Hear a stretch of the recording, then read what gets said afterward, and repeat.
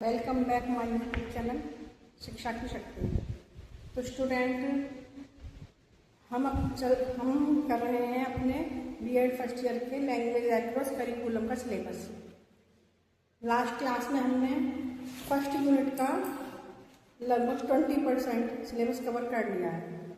आज हम करेंगे फर्स्ट यूनिट के फर्स्ट पार्ट का last topic, language learning and learning through general classroom language, यानी लैंग्वेज लर्निंग और लैंग्वेज थ्रू लर्निंग। लैंग्वेज को कैसे सीखा जाए और लैंग्वेज के द्वारा हम कंटेंट को किस तरह सीखें, आज हम इस पर डिस्कस करेंगे।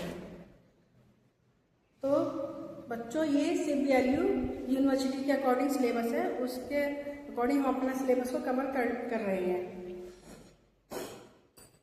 तो सबसे पहले देंगे हम इंट्रोडक्शन। जैसे कि मैंने आपको बताया, शुरुआत इसकी इंट्रोडक्शन से करी जाती है। इंट्रोडक्शन में आप लिखेंगे, कक्षा कक्ष समाज का एक छोटा रूप है इसमें छात्र व अध्यापक छात्र छात्र आपस में अंतःक्रिया करते हैं। जो हमारा क्लासरूम होता है वह एक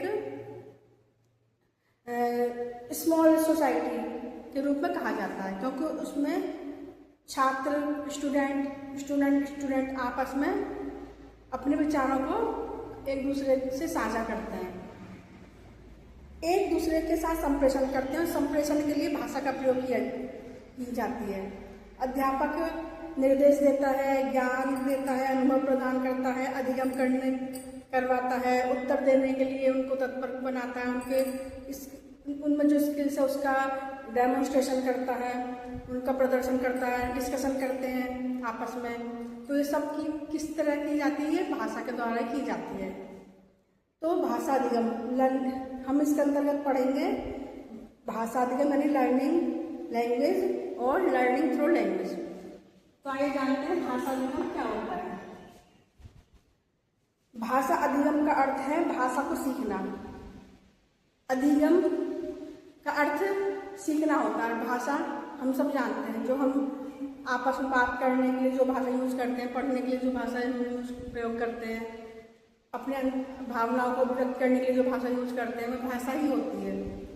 चाहे वो भाषा लोकल लैंग्वेज हो, इंग्लिश हो, हिंदी हो, कोई भी थर्ड लैंग्वेज हो।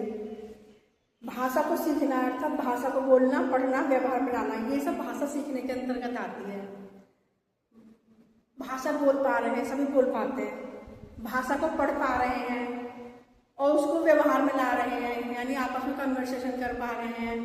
तो ये भाषा निगम के अंदर ही आती है चीज़ें। भाषा सीखना एक स्वाभाविक प्रक्रिया होती है और भाषा सीखने के कई स्टेप होते हैं। सबसे पहले वह देखेगा। आपने अक्सर देखा होगा छोटे बच्चों को कि बच्चा लिपसिंग देखता है कि ये किस तरह बोल रहे हैं, उनको सुनता है, उनको समझता है और फिर रिस्पॉन्स करता है। तो ये भाषा सीखने की एक स्वाभाविक प्रक्रिया है। इसको हम इस तरह से भी लिख सकते हैं। पहले वह देखेगा यानी दृष्टि, फिर वह श्रवण करेगा यानी लिसनिंग, फिर वह समझेगा यानी अंडरस्टैंड करेगा और फिर वह रिस्पॉन्स करेगा यानी प्रतिक्रिया करेगा। ये भाषा सीखने का एक प्रोसेस होता है। इस प्रकार जो भाषा का जो प्रोसेस होता है लास्ट वाला, वह भाषा की प्रतिक्रिया करना, वह आखिरी चरण होता है। तभी अगर जब कोई बच्चा भाषा सीख रहा है लेकिन वह रिस्पॉन्स नहीं कर पा रहा, तो इसका मतलब है कि वैसे उसने भाषा नहीं सीखी है। और वो रिस्पॉन्स कर पा रहा है, आपके साथ कन्वर्सेशन कर पा रहा है उसी लैंग्वेज में, तो इसका मतलब उसने भाषा सीखी है, वह भाषा को अच्छी तरह प्रस्तुत कर पा रहा है। भाषा को सीखने से अभिप्राय है भाषा को प्रयोग करना सीखना। आपने भाषा सीख ली लेकिन आप उसका अच्छी तरह से प्रयोग नहीं कर पा रहे हैं लिखने में, बोलने में, तो इसका मतलब आपको भाषा अच्छी तरह नहीं आती। भाषा सीखना बच्चा बाल्यावस्था से पहले शिशु काल में ही आरंभ कर देता है। मातृभाषा बच्चा प्राकृतिक रूप से अपने परिवार के सदस्यों के बीच सीखता है। जब बच्चा न्यू बॉर्न बेबी होता है, फिर वह धीरे धीरे बढ़ता है तो अपने घर, जो उसके घर वाले होते हैं, मम्मी पापा होते हैं, उनके रिलेशन, उनके संपर्क में आकर वह अपने जो घर की लैंग्वेज है वो सीख लेता है। फिर वह विद्यालय जाता है, स्कूल में एडमिशन होता है, तो वह स्कूल में जो भाषा सिखाई जाती है उसको सीखता है। बच्चा बार बार बोलता रहता है, यानी वह क्या करता है, अनुकरण करता है। फिर अभ्यास के द्वारा बालक भाषा को प्रयोग करना सीखता है। भाषा के सभी कौशल एक दूसरे से जुड़े हुए होते हैं, यानी पहले अनुकरण करना, फिर उसका अभ्यास करना। कभी कभी आपने देखा होगा बच्चा जैसा कि घर में बोलते हैं उसी तरह के शब्दों को प्रयोग करना सीख जाता है। उन सभी का शिक्षण साथ साथ चलता रहता है। भाषा को प्रभावशाली रूप से सीखा जा सके, इसी से बच्चे का जो व्यक्तित्व है वह भी प्रभावशाली बनता है अच्छी तरह से भाषा सीखने से। भाषा अधिगम की आवश्यकता क्यों पड़ी, नेटिव ज्ञान क्यों पड़ती है भाषा सीखने की जरूरत?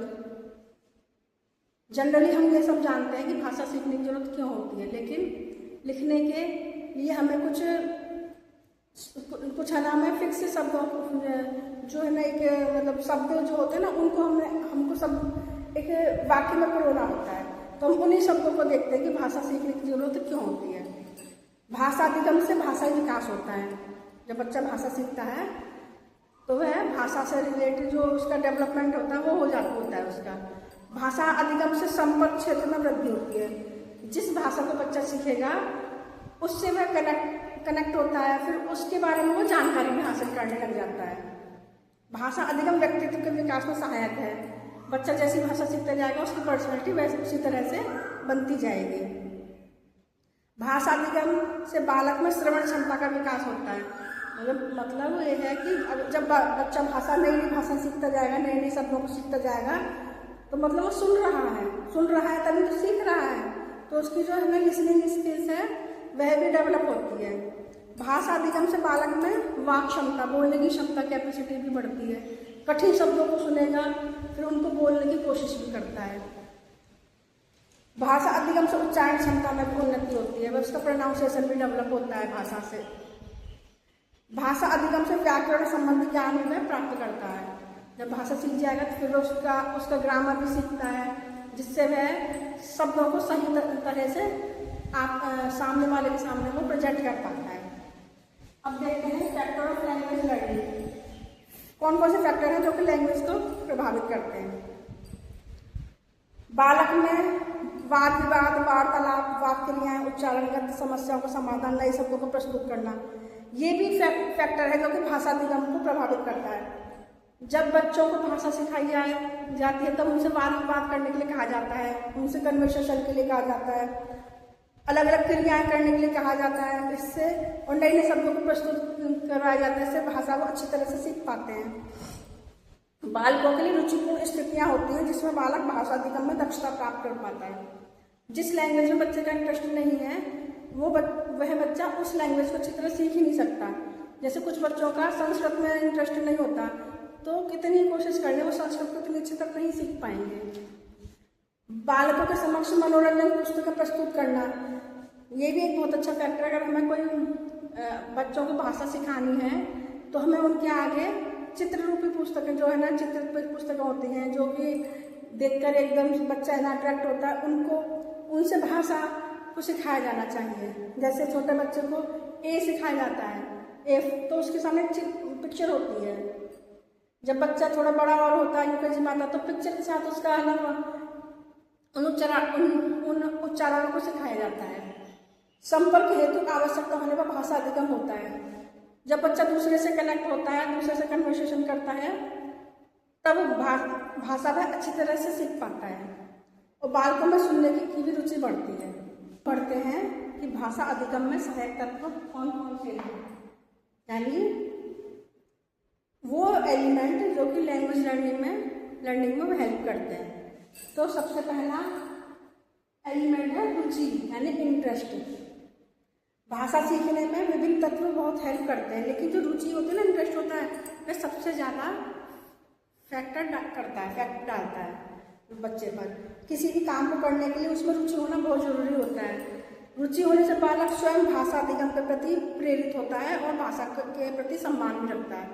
अगर किसी बच्चे को हिंदी सीखनी है या इंग्लिश या पंजाबी कोई भी लैंग्वेज सीखनी है या फिर जर्मन लैंग्वेज सीखनी है, तो उसके अंदर इंटरेस्ट होना चाहिए और उसको ये भी पता होना चाहिए कि इस भाषा को सीखने से मुझे ये लाभ होगा, ये बेनिफिट होगा, मैं इतना मेरे लिए आगे इतना यूजफुल होगा, तो उसके अंदर इंटरेस्ट पैदा होता है।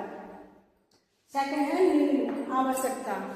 जब बच्चे को पता चल जाता है कि इस भाषा की जरूरत मुझे उस फील्ड में पड़ेगी, तब वह बच्चा बहुत अच्छी तरह से उस लैंग्वेज को सीखता है।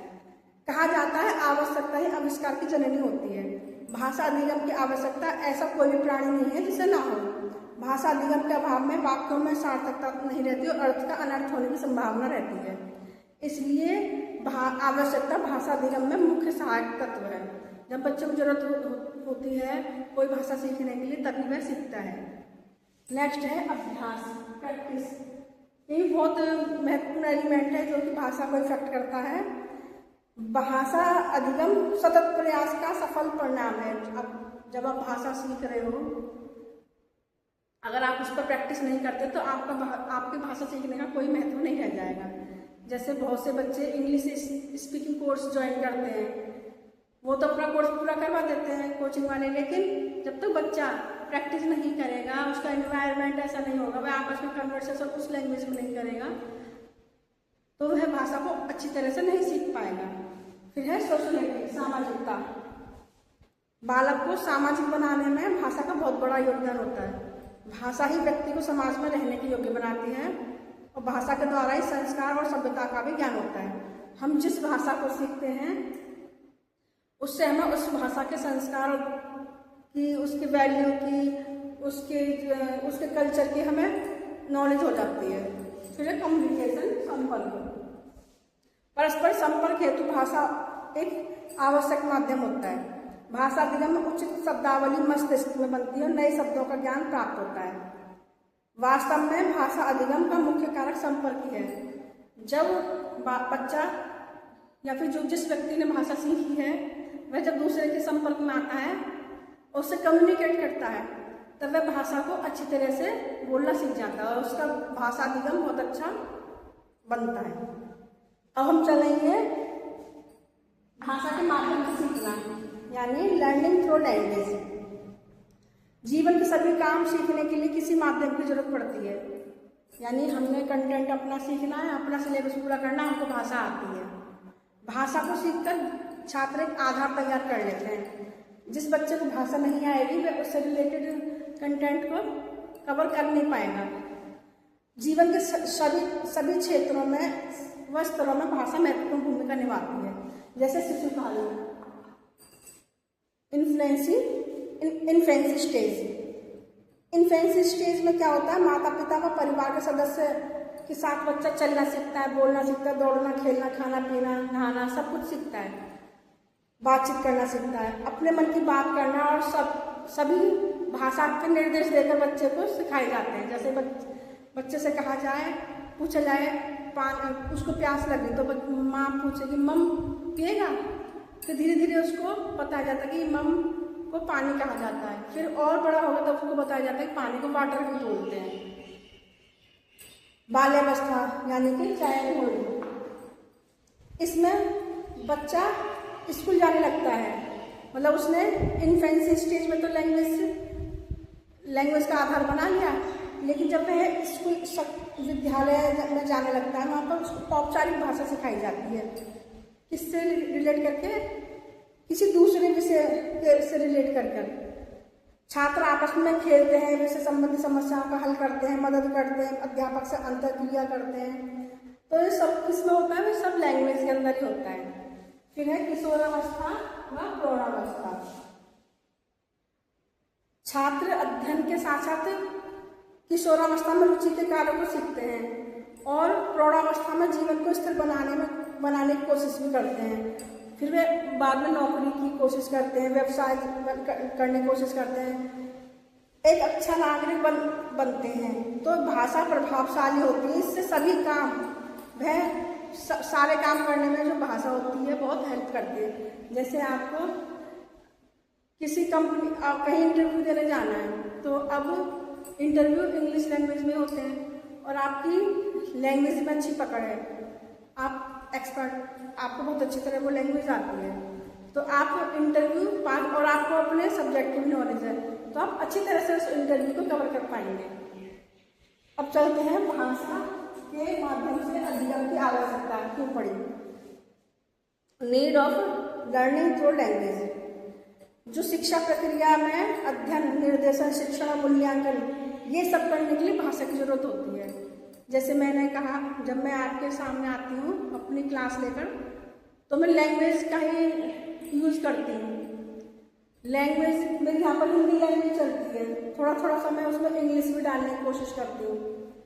तो भाषा के द्वारा मैं अपना लैंग्वेज एक्वायर कर रही हूँ, अपना ये सब्जेक्ट कवर कर रही हूँ। आप जितने भी सब्जेक्ट पढ़ेंगे किसी न किसी लैंग्वेज के द्वारा ही पढ़ेंगे। तो सबसे पहली इसकी आवश्यकता है उद्देश्यों की स्पष्टता, यानी क्लियरिटी ऑफ द ऑब्जेक्टिव्स। हमें अपने काम को सफल बनाने के लिए उद्देश्यों को स्पष्ट करना पड़ता है। उद्देश्य या विचार आदि को स्पष्ट करने के लिए भाषा के माध्यम से अधिगम की जरूरत पड़ती है। जैसे जब बीएड में फॉर्म भरे जाते हैं तो आप एग्ज़ाम उसमें लैंग्वेज भी भरने का ऑप्शन होता है, तो जो हिंदी लैंग्वेज भरते हैं उनके लिए वो हिंदी में भी एग्ज़ाम दे सकते हैं और इंग्लिश में भी, लेकिन जो इंग्लिश लैंग्वेज भरते हैं वो सिर्फ इंग्लिश में ही एग्ज़ाम दे सकते हैं। तो ये उद्देश्य क्लियरिटी होती है कि मैं इंग्लिश में अच्छी तरह आंसर दे सकता हूँ या दे सकती हूँ, तो मैं इंग्लिश लैंग्वेज भरती हूँ। लेकिन मुझे लगता है मैं हिंदी में अपने विचार अच्छी तरह से आंसर शीट पर लिख सकूँगी, तो मैं हिंदी लैंग्वेज, हो सकता है मैं थोड़ी बहुत उसमें इंग्लिश जैसे डेफिनेशन हो गई या फिर कोई ना हेडिंग्स होगी, मैं उसको इंग्लिश में लिख सकती हूँ। तो मैं हिंदी लैंग्वेज भरूँगी तो मैं इंग्लिश और हिंदी दोनों का यूज़ कर सकूँ। अब है नेक्स्ट, निर्देशन का साधन फॉर गाइडेंस। निर्देशन अधिगम प्रक्रिया का एक बहुत महत्वपूर्ण साधन होता है। निर्देशन छात्रों को किसी भी मार्ग पर आगे बढ़ने के लिए और उसको विशेष काम को प्रेरणा देने के लिए बहुत महत्वपूर्ण होता है। गाइडेंस, आपको टीचर से अपने लिए गाइडेंस चाहिए कि मैडम मैं बीएड में कौन सा टीचिंग सब्जेक्ट लूँ, तो टीचर आपसे पूछता है आपके पास बीए में क्या थे, या फिर आपको बैचलर डिग्री किस सब्जेक्ट में थी या मास्टर डिग्री किस सब्जेक्ट में थी, तो आप बताते हो। फिर टीचर हेल्प करता है आपको गाइड करता है, बेटा आप ये सब्जेक्ट लो, आगे आप ना एस्टेट शीट जो दोगे आपके लिए बहुत हेल्पफुल रहेगा। नेक्स्ट है अभिव्यक्ति का साधन, एक्सप्रेशनिस्टिक पर्पज। अपने मन के भावों को स्पष्ट करना, विषय वस्तु की जटिलता को स्पष्ट करना, किसी प्रश्न का उत्तर देना, ये सब एक ही साधन से होते हैं और वो होता है भाषा। नेक्स्ट है हमारा निदानात्मक साधन, डायग्नोस्टिक पर्पज। निदानात्मक साधनों का प्रयोग छात्रों की अधिगम संबंधी समस्या को पता लगाने के लिए किया जाता है। जैसे मैंने आपका टेस्ट लिया या फिर हाउस एग्जाम हुए, तो उसमें पता चला कि कुछ बच्चों के कहीं कहीं परफॉर्मेंस थोड़ी सी वीक रह रही है, तो हम उनको हेल्प करेंगे। उनको डायग्नोज कर लिया मैंने, फिर मैं उनको रेमेडी दूंगी, बेटा आप इस तरह से अगर आंसर करें तो आपका आंसर और अच्छा हो सकता है। तो ये भी पर्पज है, क्या भाषा के द्वारा हम निदान भी कर सकते हैं किसी भी समस्या का। नेक्स्ट है उपचारात्मक साधन, यानी रेमेडियल पर्पज। ये भी हमने बताया था कि उपचारात्मक साधन के द्वारा समाधान किया जाता है। ये भी, इसमें भी लैंग्वेज की जरूरत होती है। अधिगम को सफल बनाने के लिए ये बहुत जरूरी है और विद्यालय में एक अच्छा वातावरण बनाने के लिए इसका प्रयोग किया जाता है। नेक्स्ट है मूल्यांकन, एवोल्यूशन। शिक्षा प्रक्रिया में 3 मुख्य बिंदु होते हैं, क्या क्या होते हैं? नंबर 1 योजना, नंबर 2 क्रियान्वयन,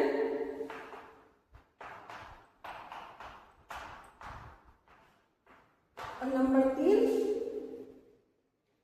मूल्यांकन। पहले योजना बनाई जाती है कि मैं ये बच्चों को पढ़ाऊंगा, मैं ये सब्जेक्ट पढ़ाऊंगा बच्चों को। फिर मैं मूल्यांकन करती हूँ, मैं उसको एक्टिविटी में लेकर आती हूँ। मैंने पढ़ाया बच्चों को, इस तरह से पढ़ाया मैंने, तो मैंने योजना बनाई, तो मैं मूल्यांकन करूँगी कि आपने क्या सीखा, आपको समझ में क्या आया, या मेरी कमी कहाँ पर रहेगी। इस तरह से छात्रों को मूल्यांकन के द्वारा ही जांचा जाता है। आप बच्चों का मूल्यांकन मौखिक भी कर सकते हैं, रिटिन भी कर सकते हैं, और प्रैक्टिकल रूप में भी ले सकते हैं। नेक्स्ट है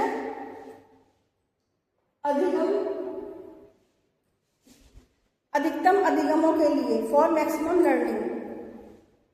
इसमें जो मूक व बधिर बच्चे होते हैं उनके लिए विशेष अध्ययन सामग्री दी जाती है, उनका मूल्यांकन किया जाता है।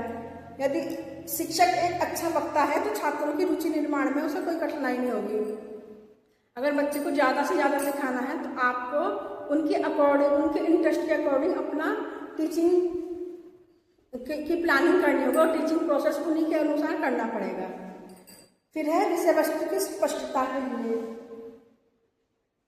तो क्लियरिटी ऑफ द कंटेंट। तो अध्यापक को योजना बनाने से पहले बच्चों का पूर्व ज्ञान परीक्षण ले लेना चाहिए, बच्चों को क्या आता है, क्या नहीं आता, कहाँ पर वो कमजोर है, फिर उनकी योजना बनानी चाहिए कि हमें इस तरह से ये चीज़ पढ़ानी है। तो पहले हमें उसकी पूरी ज्ञान परीक्षा लेनी है, फिर हमने विषय वस्तु को प्रस्तुत करना है, फिर पुनरावृत्ति करना, फिर उनको होमवर्क देना है। तो इन सब के लिए भी भाषा की जरूरत पड़ती है। फिर लास्ट में हम लिखेंगे कंक्लूजन, कि इस प्रकार स्पष्ट है कि अधिगम के लिए भाषा एक सशक्त माध्यम है, और भाषा के बिना हम शिक्षण व अधिगम की कल्पना नहीं कर सकते। आइए अब हम अपने अगले टॉपिक पर चलते हैं, जिसके अंदर हमें लैंग्वेज थ्रू लर्निंग और लैंग्वेज थ्रू लर्निंग को क्लासरूम से कनेक्ट करना है। तो हमें पता है भाषा के कुछ जो सामान्य जनरल काम है वो निम्न है। सभी जानते हैं कि भाषा के द्वारा वर्तमान को सुरक्षित रखा जाता है, भूतकाल में झांकते हैं और भविष्य की ओर आगे देखते हैं।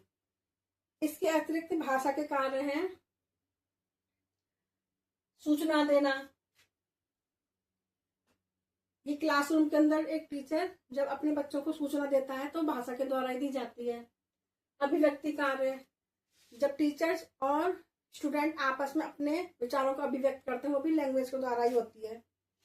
नेक्स्ट निर्देशात्मक कार्य, टीचर स्टूडेंट को निर्देश देता है, एक लैंग्वेज का यूज करके ही निर्देश दिए जाते हैं। कुछ कक्षा में भाषा के कार्य और भी हैं, जैसे संप्रेषण करना, ये भाषा का कार्य होता है। कक्षा कक्ष में जो संप्रेषण किया जाता है वह भाषा का इस्तेमाल करके किया जाता है। भावनाओं की अभिव्यक्ति का कार्य करता है। स्टूडेंट अपने भावनाओं को टीचर के सामने अभिव्यक्त करता है और टीचर से भाषा के द्वारा ही उन अभिव्यक्ति को एक्सेप्ट करता है। इसका एग्जाम्पल फ्लेंडर की थ्योरी से हम बहुत अच्छी तरह समझ सकते हैं। संग्रहण का कार्य, भाषा से संग्रहण का कार्य किया जाता है कि अपने जो हमारे टेक्स्ट होते हैं, जो हमारी बुक्स होती हैं वे टेक्स्ट के अंदर ही होती हैं, तो वो कंटेंट को अपने अंदर संग्रहित किए हुए होती हैं। कोई व्यक्ति अपना डायरी लिखना चाहता है, कोई बच्चा, कोई स्टूडेंट, टीचर जो है स्टूडेंट का जो डाटा कलेक्ट करता है पूरे साल का, मंथली या फिर है ना वीकली, वो उसको संग्रहित करना भी ये भी लैंग्वेज से ही होता है।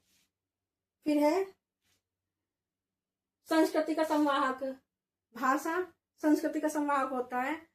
बच्चों के कल्चर को जब एक टीचर बहुत सालों तक अपने टीचिंग के काम में रहता है तो वह जो स्टूडेंट होते हैं उनके जो अच्छे स्टूडेंट होते हैं, अच्छे तो वैसे सभी होते हैं, लेकिन जो मेहनती स्टूडेंट होते हैं उनके एग्जाम्पल को वो अपने आगे वाले फ्यूचर में आकर और स्टूडेंट को देता है, जिससे और बच्चे मोटिवेट होते हैं। तो ये भी संस्कृति का संवाहक होता है। टीचर अपने कल्चर को अपनी लैंग्वेज से बच्चों को बताता है। बच्चे जो क्लासरूम में अलग अलग संस्कृति से आते हैं वो भी अपनी संस्कृति को एक दूसरे को ना मतलब डिलीवर करते हैं, अपनी संस्कृति को वो समझते हैं, दूसरों की संस्कृति को समझाते हैं। फिर है सामाजिकरण में सहायक। जो भाषा होती है सामाजिकरण में भी बहुत हेल्प करती है। जब हम क्लास के अंदर बैठे होते हैं, स्टूडेंट जो हमारे क्लास के अंदर होते हैं वो एक दूसरे की भाषा से अपने समाज एक है ना एक स्मॉल सोसाइटी क्रिएट करते हैं और उनके विचारों को और अपने विचारों को एक दूसरे से बांटते हैं। भाषा सामाजिक परिवर्तन का भी आधार होती है, क्योंकि भाषा जैसे जैसे है ना टाइम बदलता जाता है वैसे वैसे भाषा भी बदलती जाती है। जैसे आपने इंग्लिश में कुछ शब्द सुने होंगे जो अब काफी चेंज हो चुके हैं। इंग्लिश में कुछ शब्द बहुत शॉर्ट में लिखे जाते हैं और सामने वाला समझ भी जाता है। तो इस तरह से हमारा समाज भी परिवर्तित होता रहता है भाषा के द्वारा। संप्रेषणात्मक प्रयोग का साधन सरलीकरण भी है। सरलीकरण यानी कि एक भाषा से हम दूसरी भाषा को बहुत अच्छी तरह से सरल करके सीख सकते हैं। कक्ष में भाषा के कार्य, इसको पढ़ते हैं। क्या कार्य है? Function of language in classroom, निर्देश देना, पता ही है आपको। अभिव्यक्ति का कार्य, एक दूसरे से वार्तालाप करना, अभिप्रेरणा के लिए, मोटिवेट होने के लिए, किसी चीज को पर सर्च करने के लिए भाषा का यूज करते हैं हम। कल्पना करने के लिए, इमेजन, हम बैठे यहाँ पर और हम इमेजन कर रहे हैं ऐसी गर्मी में कश्मीर का, सूचना प्रदान करना और अपनी अपनी क्षमताओं को व्यक्त करना, ये सब भाषा के द्वारा ही कक्ष में होती हैं चीजें। अगले टॉपिक में हम मिलेंगे अपनी नेक्स्ट क्लास में। तब तक के लिए आप सभी को मेरा बहुत बहुत धन्यवाद।